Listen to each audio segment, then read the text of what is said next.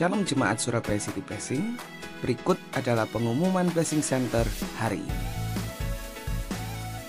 Bagi Bapak Ibu yang pertama kali hadir di gereja ini, kami ucapkan selamat datang dan selamat bergabung. Anda dapat menghadiri ibadah kami setiap hari Minggu yang dimulai jam 8 pagi dan ibadah 4 yang dimulai jam 10 pagi. Untuk informasi carousel, konseling, baptis, dedikasi, atau untuk didoakan, Anda dapat menghubungi kami Blessing Center melalui nomor WA 0898 1333 789. Sekali lagi 0898 1333 789. Sekian pengumuman Blessing Center hari ini. Tuhan Yesus memberkati. Shalom semuanya. Senang sekali kita bisa berkumpul bersama-sama di tempat ini Bapak Ibu. Kalau bulan ini kita berbicara tentang mengucap syukur. Siapa yang minggu lalu diberkati oleh firman dari Pastor Fani, amin. Kita sudah belajar banyak tentang mengucap syukur dan hari ini saya mau melanjutkan firman yang telah disampaikan oleh Pastor Fani. Tapi sebelum kita masuk ke dalam firman Bapak Ibu, saya mau mengajak kita untuk membayangkan terlebih dahulu dalam kehidupan kita Bapak Ibu. Siapa yang di sini pernah menerima bonus gaji Bapak Ibu? Pernah menerima uang dari pekerjaan kita dikasihin bonus mungkin gaji ke-13 atau apapun itu. Pernah Bapak Ibu? Seneng gak kalau dapat gaji ke-13? Seneng kalau dapat bonus? Nah, ketika kita mendapatkan bonus kira-kira apa yang kita lakukan? Bahagia, kita mungkin bilang, oh Tuhan, puji Tuhan, terima kasih Tuhan dapat bonus. Sekarang bayangkan Bapak Ibu, kalau beberapa hari kemudian kita baru tahu ternyata teman kita ini dapat bonusnya 2 kali lipat. Kira-kira apa yang terjadi ketika kita tahu seperti itu? Apakah kita mengucap syukur? Justru yang awalnya mungkin kita senang, Bapak Ibu, awalnya kita mungkin mengucap syukur, tiba-tiba kita ini menjadi rasa kurang. Loh, kok enak ya gajinya 2 kali lipat? Harusnya kan saya juga dapat 2 kali lipat. Mungkin pernah merasakan seperti itu? Atau mungkin kita, bayangkan kita membeli sebuah rumah, Bapak Ibu, kita sudah berjerih payah, wah akhirnya kita bisa punya rumah sendiri. Lalu ketika kita datang ke rumahnya, wah ya sederhana rumahnya tapi oke ini rumahku sendiri. Ketika kita datang ke rumah teman kita yang lebih besar, lebih mewah, yang lebih modern, lebih keren Bapak Ibu. Kita lihat wah keren juga ya ini. Ketika kita pulang kira-kira rumah kita terasa seperti apa Bapak Ibu? Waduh rumahku ternyata kecil sekali ya bandingin dengan rumah teman saya ini. Atau mungkin Bapak Ibu kita sudah bekerja keras tapi masih belum ada uang untuk liburan nih. Kita lihat sosial media orang-orang liburan tinggal di hotel bintang 5, pergi ke negara yang lain. Oh keren sekali rasanya. Tiba-tiba kita merasa kayak aduh kenapa ya kok hidupku gak bisa seperti itu. Kepingin sih sebetulnya seperti itu. Di saat-saat seperti ini Bapak Ibu, apakah kita bisa mengucap syukur? Jujur Bapak Ibu, bisa atau enggak nih? Kalau dibilang bisa atau enggak, ya bisa sih sebetulnya. Tapi biasanya iya atau enggak? Enggak, kenapa? Karena susah untuk mau mengucap syukur. Jujur sekali, seringkali susah untuk mengucap syukur di saat-saat seperti itu. Bukan karena tidak diberkati Bapak Ibu. Bukan karena kita tidak melihat kebaikan Tuhan di dalam kehidupan kita. Tetapi karena kita mulai membandingkan berkat yang ada dalam kehidupan kita dengan kehidupannya orang lain. Katakan membandingkan. Kita tidak lagi fokus kepada apa yang kita punya. Tetapi kita fokus kepada hal-hal yang kita tidak miliki. Kita merasa kurang bukan karena kita butuh Bapak Ibu. Tetapi kita merasa orang lain lebih diberkati daripada aku. Aku juga kepingin seperti itu. Betul Bapak Ibu? Tanpa sadar kita mulai mengukur nilai hidup kita dengan standar kehidupan orang lain. Dan hari ini Bapak Ibu kita mau belajar bersama-sama. Karena di saat seperti itu diam-diam Bapak Ibu ada yang masuk ke dalam hati kita. Dan ada yang mencuri sukacita kita, mencuri damai sejahtera kita, dan mencuri ucapan syukur kita. Dan hari ini saya mau memberikan judul firman pesan hari ini yaitu pencuri ucapan syukur. Boleh katakan bersama-sama Bapak Ibu, 1, 2, 3. Pencuri ucapan syukur. Sesuatu yang merampas sukacita dan rasa terima kasih kita kepada Tuhan. Dan kita akan belajar bersama-sama siapa pencuri ini Bapak Ibu. Pencuri ini adalah iri hati. Apa itu iri hati? Iri hati itu bukan cuma kepingin sesuatu Bapak Ibu. Tetapi iri hati itu mengingini apa yang dimiliki oleh orang lain. Dan merasa kesal ketika orang lain memilikinya. Bukan kita yang dapat. Itu iri hati. Kita melihat ada orang lain yang dapat sesuatu yang baik. Kita mengingini, maksudnya mengingini itu apa? Mengingini dan ingin itu berbeda Bapak Ibu. Siapa yang di sini ingin untuk punya rumah sendiri? Ingin? Angkat tangan dong, nanti Tuhan mau memberkati juga. Siapa yang di sini mau punya kendaraan sendiri, mobil sendiri? Siapa yang di sini mau punya pekerjaan yang baik? Siapa di sini mau punya pasangan yang baik? Tapi kalau sudah punya pasangan jangan diangkat tangan. Karena sudah dapat pasangan yang baik. Kita kepingin Bapak Ibu. Rasa ingin itu salah atau tidak? Tidak salah sebetulnya.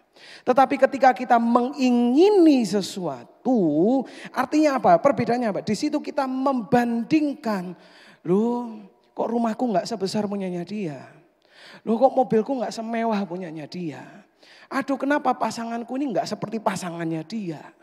Kita mulai membandingkan apa yang kita miliki dengan apa yang dimiliki oleh orang lain. Dan terutama karena sosial media, kita sekarang dengan gampang bisa melihat Bapak Ibu. Yang jauh di negara lain pun kita bisa melihat. Aduh kenapa suamiku enggak ganteng kayak orang Korea. Aduh kenapa istriku enggak baik melayani aku seperti orang yang ada di Instagram ini. Mudah sekali kita untuk membandingkan satu dengan yang lain. Mudah sekali kita untuk iri hati satu dengan yang lain. Kita mulai membanding-bandingkan. Dan sifat iri hati ini Bapak Ibu datangnya diam-diam. Tiba-tiba, jujur Bapak Ibu, rasa iri hati itu disengaja atau tidak? Enggak. Kita bukan dengan sengaja kita, oh iya memang aku enggak senang dia dapatnya. Enggak.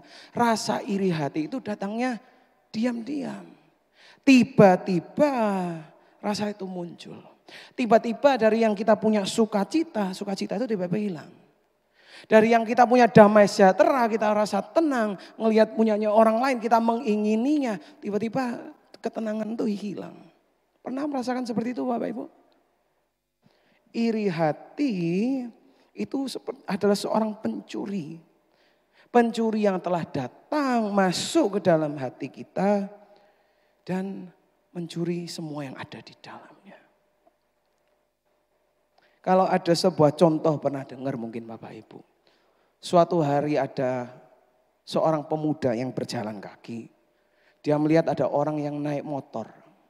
Lalu dia bilang, aduh coba aja aku punya motor seperti dia. Enak gak harus jalan kemana-mana. Tapi ternyata pemotor itu juga waktu berkendara dia melihat ada mobil. Dia bilang, coba aja aku bisa punya mobil seperti itu. Gak kehujanan, gak kena terik matahari, bisa pakai AC. Tapi orang yang naik mobil itu pun dia juga melihat orang lain. Dia bilang coba aja mobilku semewah mobilnya orang itu. Wah enak kalau seperti itu, tanjakannya enak, empuk. Orang yang naik mobil mewah kira-kira ada yang diinginkan Bapak Ibu? Ada. Waktu dia lagi nyetir, dia lihat ada orang santai-santai duduk di rumah.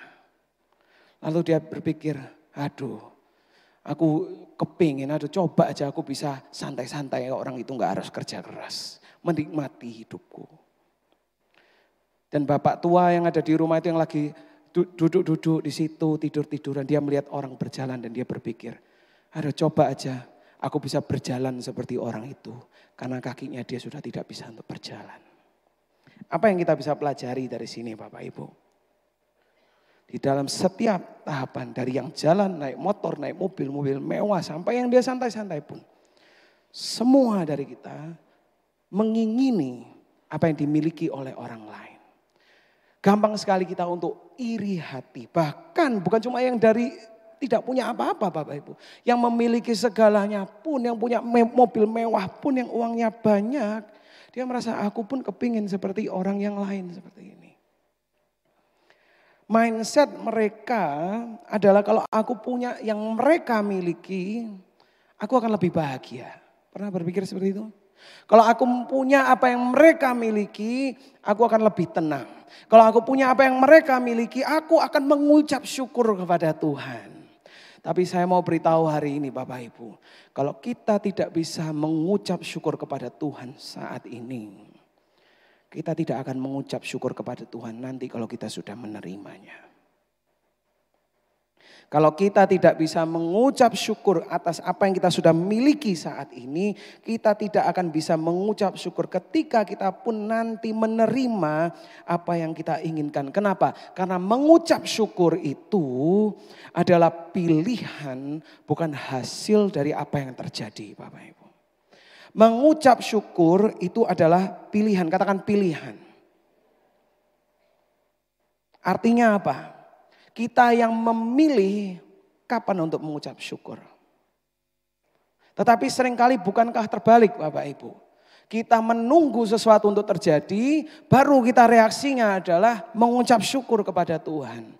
Kita menunggu, oh udah dapat uang yang banyak, kita dapat bonus, kita bisa beli ini, kita bisa beli itu, kita bisa merasakan yang enak. Baru kita bilang, wah puji Tuhan, betul? Tetapi kalau saya berikan contoh yang ekstrim Bapak Ibu, bagaimana kalau kita masuk ke dalam penjara? Apakah kita bisa mengucap syukur kalau kita dimasukkan penjara? Atau mungkin kalau kita terlibat di dalam sebuah kecelakaan, terjadi sebuah kecelakaan Bapak Ibu. Apa yang masuk pikiran kita mana dulu? Apakah kita mengucap syukur, wah puji Tuhan aku masih selamat. Atau kita sudah mulai stres, aduh ini nanti biayanya betulin gimana? Mana yang masuk pikiran kita dulu? Seringkali yang masuk adalah kita sudah takut dulu. Aduh ini gimana nanti? Bukan mengucap syukurnya dulu. Bukan kita tidak boleh memikirkan itu Bapak Ibu. Tetapi mana yang masuk duluan ke dalam pikiran kita. Mana yang memenuhi kehidupan kita. Ucapan syukur atau ketakutan. Atau iri hati. Atau mengingini hal-hal yang lain yang kita tidak miliki. Kesimpulannya Bapak Ibu, mengucap syukur itu adalah sebuah pilihan. Artinya apa? Di dalam saat yang baik maupun di saat yang buruk kita bisa mengucap syukur. Amin. Di saat kita sehat maupun kita sakit kita bisa mengucap syukur. Di saat kita tidak ada uang ataupun kita kaya raya kita bisa mengucap syukur. Mengucap syukur itu adalah sebuah pilihan. Saya ingat Bapak Ibu, ada iklan rokok. Saya tidak meng-approve rokoknya, tapi iklannya lumayan lucu Bapak Ibu. Ada kambing-kambing yang sedang makan rumput.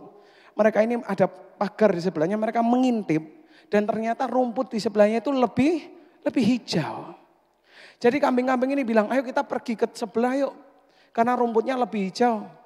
Lalu mereka melompat ke seberang Bapak Ibu, melompati pagar itu dan mereka makan rumput di situ. Ternyata apa? Rumputnya rumput plastik. Lalu ada satu kambing yang menetap di rumputnya yang lama itu. Dia mengatakan rumput gue lebih asik dari tetangga. Artinya apa? Seringkali kita itu mengingini apa yang bukan milik kita.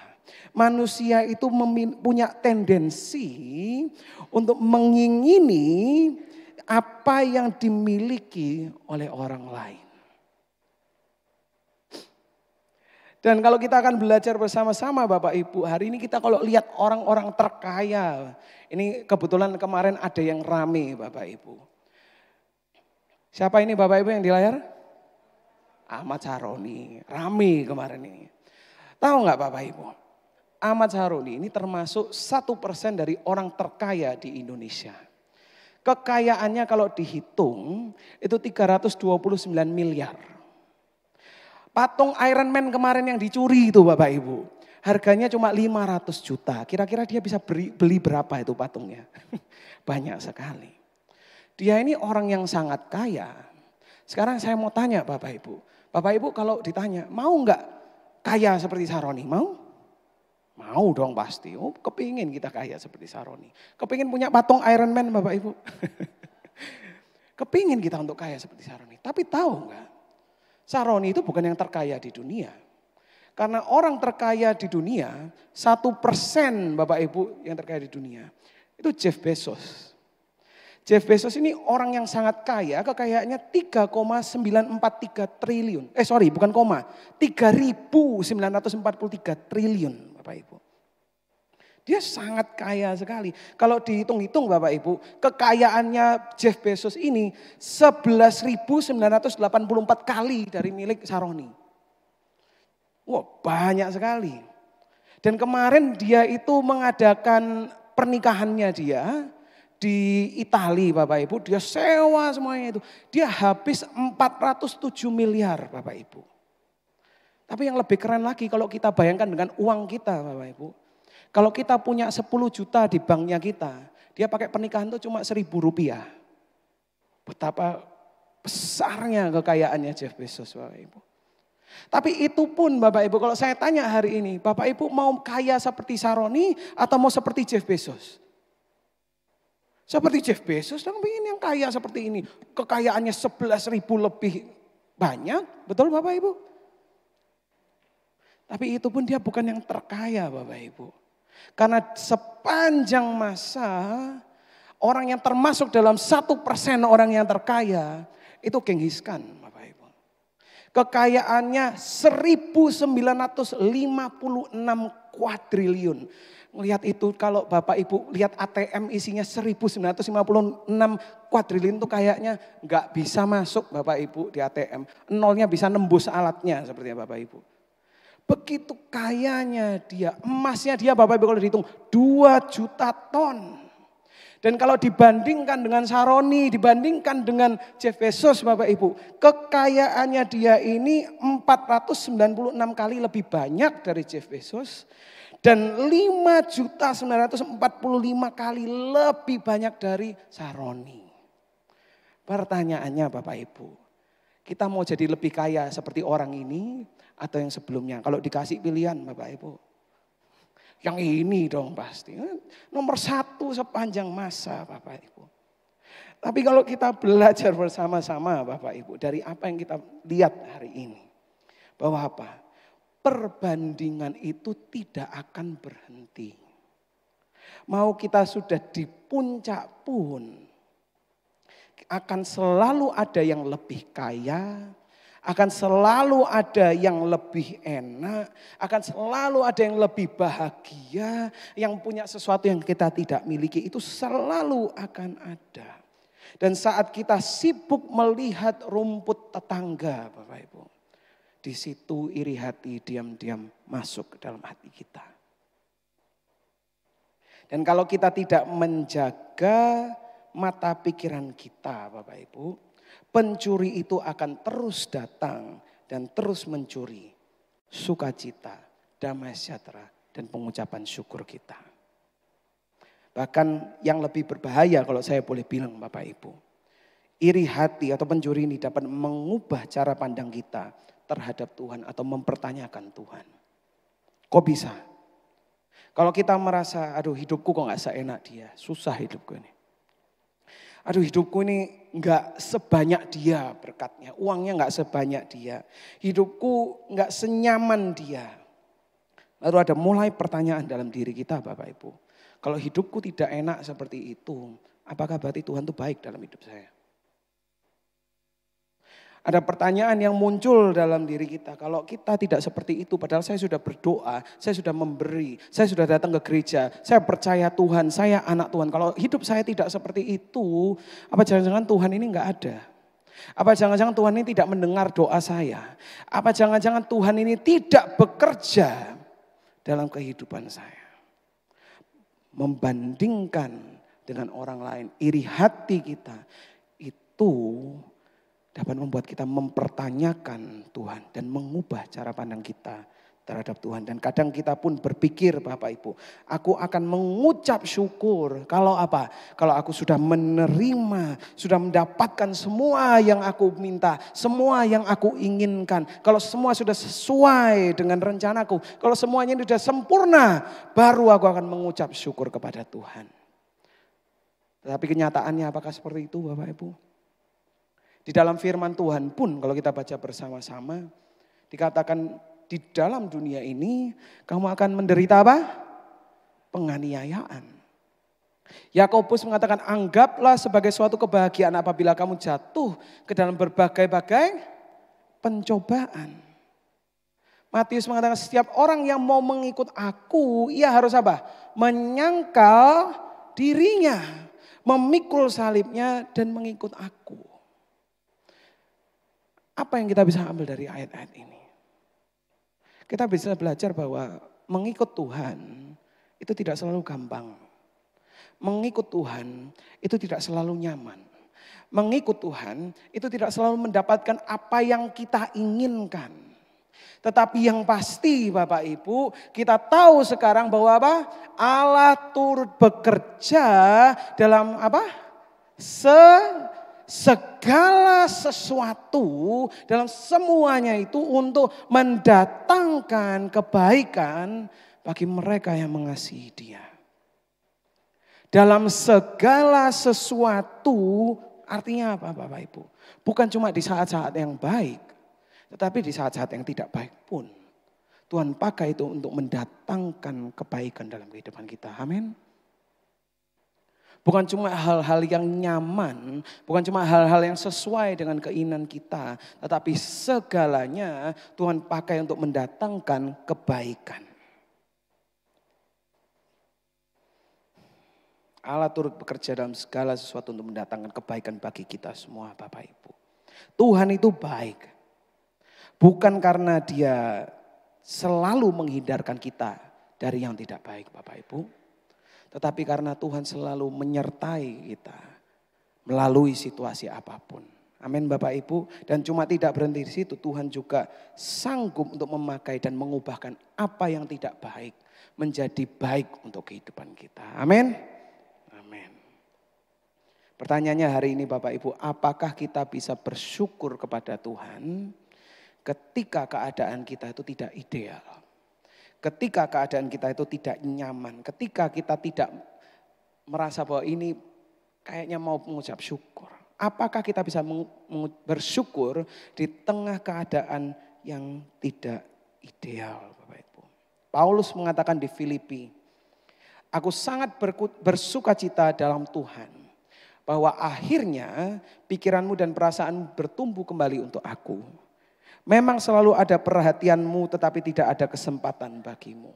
Ku katakan ini bukanlah karena kekurangan, sebab aku telah belajar apa Bapak Ibu? Mencukupkan diri dalam segala keadaan. Aku tahu apa itu kekurangan dan aku tahu apa itu kelimpahan. Dalam segala hal dan dalam segala perkara tidak ada sesuatu yang merupakan rahasia bagiku. Baik dalam hal kenyang maupun dalam hal kelaparan, baik dalam hal kelimpahan maupun dalam hal kekurangan. Segala perkara dapat kutanggung di dalam Dia yang memberi kekuatan kepadaku. Di sini katakan Paulus ini bukan di tempat yang nyaman Bapak Ibu. Dia pernah tahu namanya rasanya tidak nyaman. Dia tahu yang namanya kekurangan. Dia tahu yang namanya kelaparan. Dia tahu yang namanya tidak sesuai dengan ekspektasinya dia. Tetapi dia mengucap syukur dan dia belajar untuk mencukupkan dirinya dia. Dia kekurangan Bapak Ibu, tetapi dia tahu rahasianya.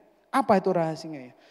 Bahwa kekuatan bersyukur bukan datang dari situasi, tapi dari Kristus yang tinggal di dalam kita. Amin. Jadi hari ini kita akan belajar bagaimana Bapak Ibu, caranya kita bisa mengucap syukur kepada Tuhan ketika kita tidak merasa bersyukur. Pernah mengalami seperti itu Bapak Ibu? Pernah tahu bahwa sebenarnya kita perlu mengucap syukur, tapi situasi kita membuat kita merasa tidak bersyukur. merasa kurang puas, merasa tidak nyaman. Tapi hari ini kita akan belajar bersama-sama cepat saja Bapak Ibu. 3 hal. Bersyukur ketika tidak merasa bersyukur itu bagaimana caranya? Pertama dengan hidup dengan firman, bukan perasaan. Korintus mengatakan, sebab hidup kami ini adalah hidup karena percaya, bukan karena melihat. Setiap hari Bapak Ibu kita punya 2 pilihan. Kita bisa hidup berdasarkan perasaan kita atau yang kita lihat. Atau kita bisa hidup sesuai dengan apa yang kita percaya atau kebenaran. Kalau saya bisa umpamakan Bapak Ibu, hidup dengan perasaan itu seperti cuaca. Bisa berubah-ubah, gampang untuk berubah.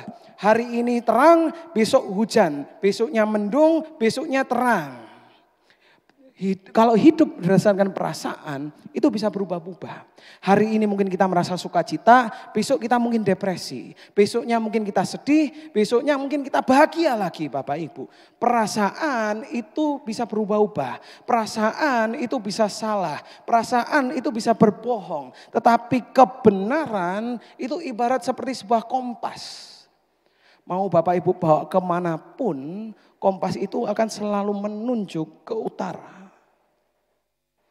Kebenaran itu akan selalu menunjuk kembali kepada Tuhan. Tetapi perasaan bisa salah dan bisa menipu. Mungkin Bapak Ibu pernah nggak merasa hidup kekurangan.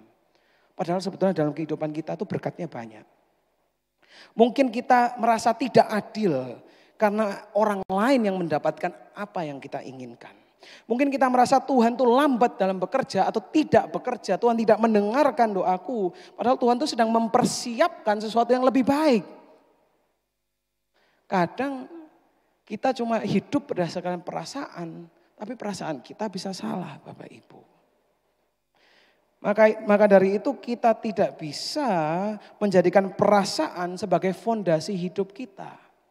Karena apa? Kalau kita menjadikan perasaan fondasi hidup kita akan banyak salahnya Bapak Ibu. Tetapi biarlah fondasi kita ini terbuat dari kebenaran firman Tuhan yang benar, murni dan tidak berubah. Supaya apa? Supaya hidup kita tidak terguncang ketika badai itu datang. Ketika hal-hal yang tidak baik itu terjadi, kita tetap tertuju kepada Tuhan. Kita hidup dengan firman bukan perasaan. Dan yang kedua Bapak Ibu, fokus pada siapa? Tuhan, bukan kekurangan. Semakin kita membandingkan Bapak Ibu, semakin kita akan melihat apa yang kurang. Semakin kita melihat apa yang kurang, semakin kecil kebaikan Tuhan terlihat di mata kita. Bukan kebaikan Tuhan berkurang Bapak Ibu, tapi kebaikan itu terlihat semakin kecil. Amsal mengatakan, dunia orang mati dan kebinasaan tidak akan puas. Demikianlah mata manusia tak akan puas. Mata manusia tidak akan pernah puas kalau pandangan kita hanya tertuju pada apa yang kita belum miliki Bapak Ibu. Hati kita akan selalu merasa kosong. Hati kita akan selalu merasa kurang. Itulah sebabnya Paulus mengatakan di Kolose 3 ayat 2. Pikirkanlah perkara yang di atas, bukan yang di bumi. Tujukan matamu kepada yang di atas, bukan yang di bumi. Kalau pandangan kita ke bumi, fokus kita kepada kekurangan kita, perbandingan tentang iri hati, maka kita akan terus merasa kurang. Tetapi kalau kita menunjukkan pandangan kita ke yang atas, kepada kebenaran, kepada Kristus, kepada janjinya dan kasih setianya, hati kita akan menemukan yang namanya rasa cukup, rasa puas Bapak Ibu. Bahkan di tengah kekurangan pun. Iri hati tumbuh saat kita menatap kepada apa yang hilang. Tetapi syukur tumbuh saat kita menatap kepada siapa yang kita miliki. Yaitu Yesus Kristus. Yang ketiga Bapak Ibu. Kalau kita mau bersyukur ketika tidak merasa bersyukur. Kita perlu untuk mulai menghitung berkat. Bukan mengeluh. Mata kita tertutup Bapak Ibu ketika kita ini mengeluh. Kalau mengeluh itu seperti ini Bapak, kalau saya boleh kasih contoh sebentar ya Bapak Ibu.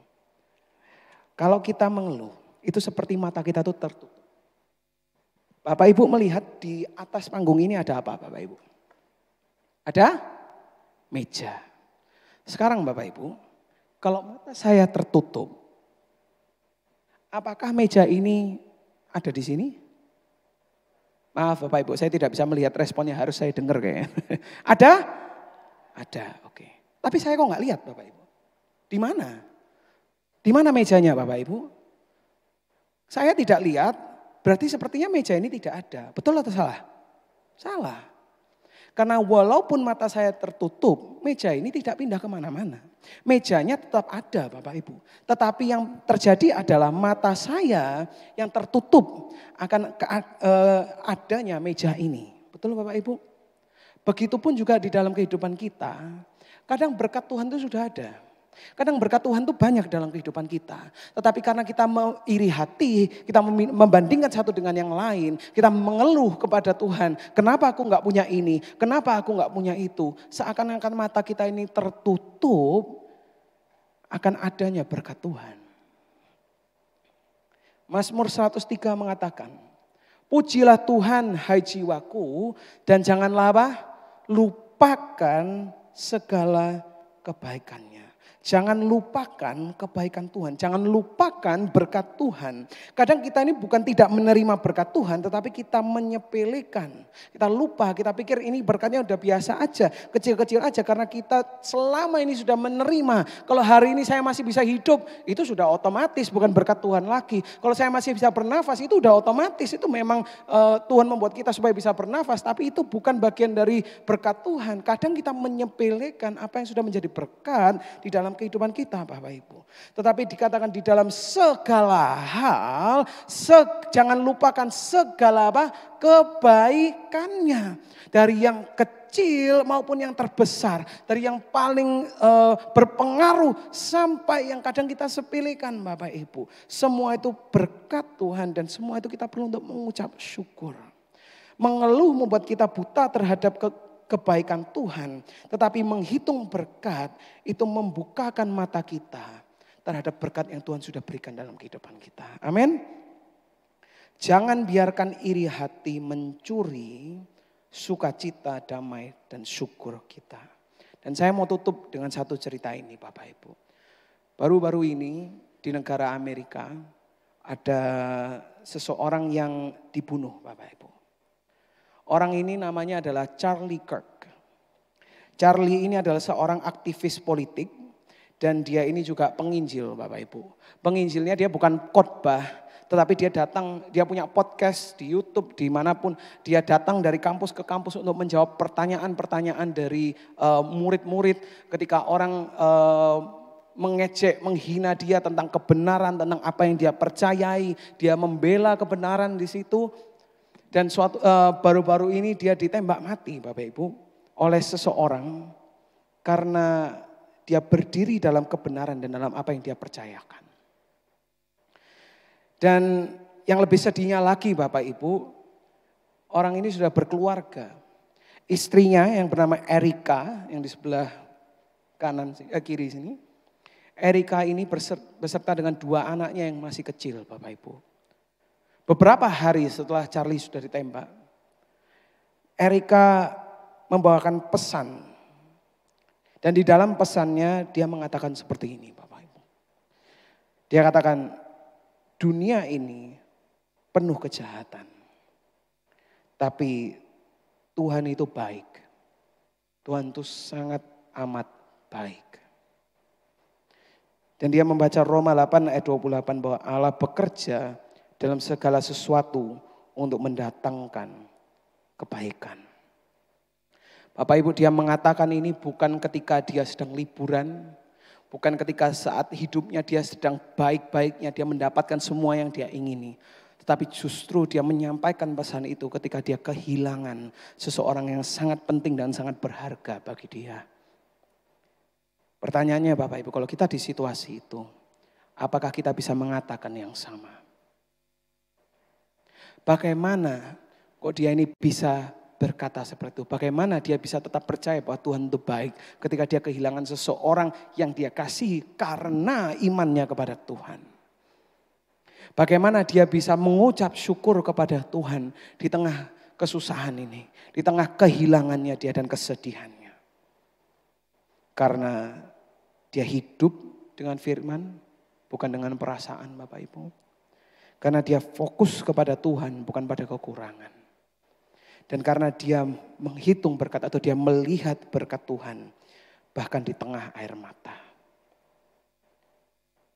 Dan yang saya mau tutup hari ini adalah bahwa kebaikan Tuhan itu tidak diukur dari keadaan, tetapi diukur dari salib Kristus yang sudah selesai. Amin Bapak Ibu. Hari ini saya mau mengajak kita semua, jangan tunggu badai lewat baru belajar bersyukur.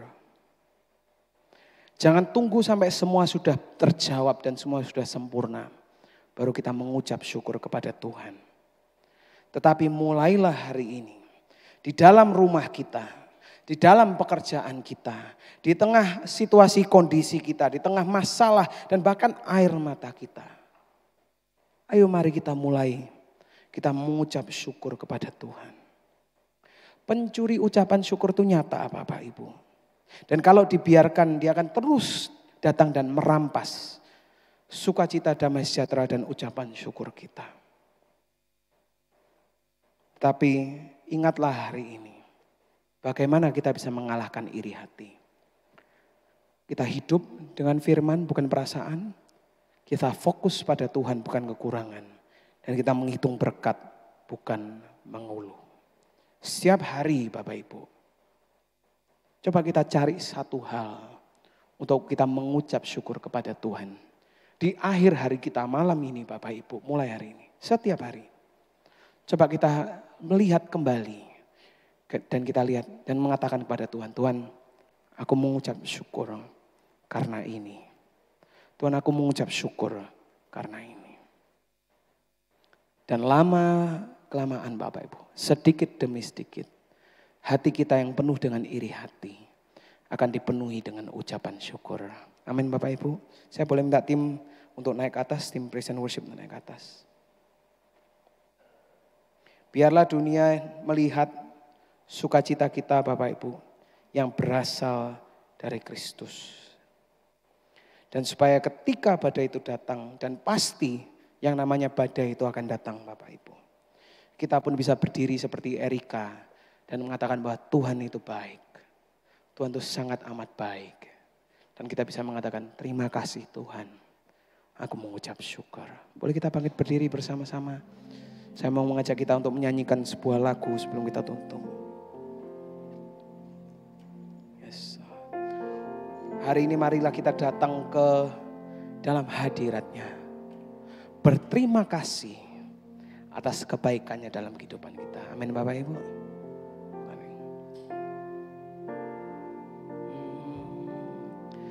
Terima kasih Tuhan untuk kasih setiamu yang ku alami dalam hidupku. Terima kasih Yesus untuk kebaikan-Mu sepanjang hidup. Sekali lagi katakan, terima kasih Tuhan, terima kasih Tuhan untuk kasih setia yang ku alami dalam hidupku. Terima kasih Yesus untuk kebaikan-Mu sepanjang hidupku. Katakan terima kasih Yesus, terima kasih Yesusku buat anugerah yang Kau beri. Sebab hari ini Tuhan adakan syukur katakan terima kasih. Terima kasih Yesusku, buat anugerah yang Kau beri. Sebab hari ini Tuhan adakan syukur bagimu. Bapak Ibu, hari ini saya mau mengajak sekali lagi kita nyanyikan. Tapi kita nyanyikan penuh dengan ucapan syukur. Coba kita ambil waktu sebentar untuk melihat, Tuhan, aku mengucap syukur hari ini. Untuk apa Bapak Ibu? Aku mengucap syukur untuk apa? Untuk pasanganku, untuk keluargaku, untuk anak-anakku, untuk kondisiku, untuk keadaanku, untuk kesetiaanmu, untuk Engkau yang tidak pernah meninggalkan aku. Hari ini marilah kita datang kepada Tuhan penuh dengan pengucapan syukur. Dan mengatakan kepada Tuhan, Tuhan terima kasih karena ini. Tuhan terima kasih karena Engkau telah mati bagiku. Tuhan terima kasih karena Engkau adalah Bapa yang baik. Amin Bapak Ibu. Mari kita nyanyikan bersama-sama. Terima kasih Yesusku, buat anugerah yang Kau beri. Sebab hari ini Tuhan adakan syukur bagimu. Sekali lagi katakan, oh terima kasih Yesusku, buat anugerah yang Kau beri. Sebab hari ini Tuhan adakan syukur bagimu. Katakan sebab hari ini. Sebab hari ini Tuhan adakan syukur bagi. Berikan kemuliaan bagi Tuhan, amin. Terima kasih Tuhan.